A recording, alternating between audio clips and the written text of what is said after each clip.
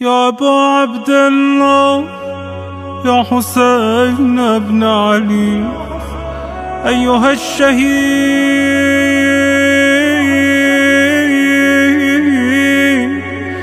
يا ابن رسول الله يا حجة الله على خلقه يا سيدنا ومولانا إنا توجهنا واستشفعنا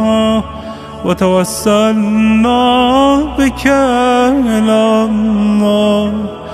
وقدمناك بين يدي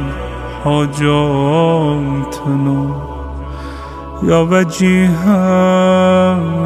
عند الله اشفع لنا عند الله.